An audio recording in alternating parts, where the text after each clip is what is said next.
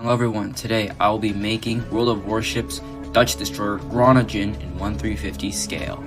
So first I scale the model. I go onto World of Warships ship tool and I sort out the ship that I want, in this case the Groningen. So once I have that, I found her statistics. She's 116 meters long. So I get that number and then I divide that by 350 for the scale, which is 1/350 scale.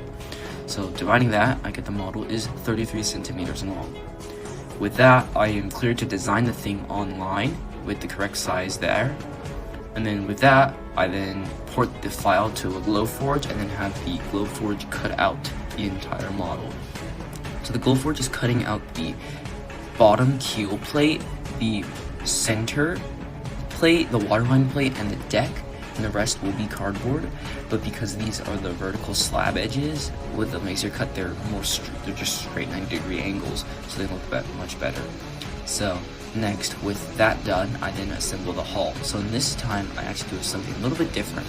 I don't use cardboard to assemble the sides of the hull. I actually use the popsicle sticks, and the popsicle sticks, because the model is small and you can still bend them, I just chose these instead.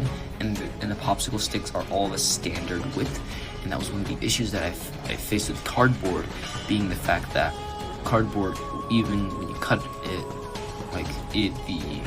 they just wouldn't be like balanced between the sides. Like there'd be differences in the width of the cardboard on both sides. So anyways, I got the deck onto the keel right there, and this is the upper deck. I'm using superglue to put the parts on, and then I'm test fitting the deck. So this is a smaller portion that I did use cardboard on, which is the forward part, because that has an angle and I can't really use that with popsicle sticks. So I cut out the two pieces and I stick them right there, because the bow shear, that's the angle that I need, and you can't really bend popsicle sticks with stuff like this. So I did have to use cardboard right here. So I superglue the parts on right there, and then I do a slight trim to make sure the angles seem right. And then once that's done, I glue it on, and then I glue the main deck onto there. So once that's done, then I began to then just shave it a little bit more and then actually glue the hull on right there. Once that's on, then I slightly taper the ends a little bit before I then glue the main forward deck on there. So this is just making the thing like more level-ish. And then I also put some side panels there just to make sure that the holes are covered and there isn't anything straight up just sticking out there. So once that's done, the hull actually just comes together finally. And then I add a little small back panel right there. Following that, I glue the panels onto the lower hull. So that's the part I'll be painting red. I do a little bit of bending just to make sure the angles are right, and I just glue the parts on like that. Pretty simple. So the Groningen, she was a Friesland-class destroyer of the Dutch Navy, 1956. So because of this, it'll be my newest ship. Anyways, I start sanding. So first, what I do is I get the larger chunks off just by scraping it off with a knife, and then I use a sanding tool to start sanding the edges off, so the angle will look curved. Because like how ships actually should look, like they shouldn't be 90-degree angles, they should be actual curves inside there. So this way the ship looks much better.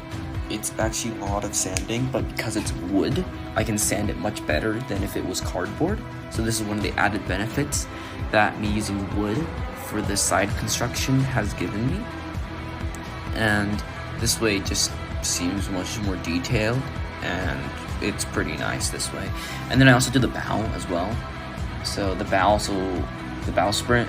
So here I've got the finished hull without any paint on it right now. So this is the lower hull. I did do the sanding thing again, so it's add a nice curve to it. This is the upper piece, and I'm gonna glue them onto each other. The front now with the circle and the water guard. Then you have the depth charge launchers, machine guns, bridge superstructure, the boats, the side walkway, the back platform the doors are putting on, and the depth charges too. here I make the funnels from hot glue sticks. So I made this little radar here, and I made it by cutting off a part from this polyurethane sheet, making panel lines with a hobby knife on there, making these lines, and using panel liner, because the issue is if I used Sharpie, it wouldn't stay on there when I did the clear coat, so this way it looks better. So I made these boat davits by getting this and then bending it with this pliers. So anyways, I got the gun turrets in the back done as well, and the forward mast too. I still need to add the rangefinders. I'll probably paint the little boats on the side too. So this is progress so far. So once that's done, I'm getting ready to go start to rig the stuff on there and all the wires.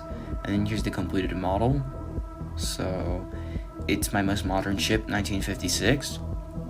I think I did a pretty good job. I used a lot of the sprue details from like just scrap screw parts to get the level of like small details on there, which is pretty nice. So thank you for watching, like and subscribe, and share this video.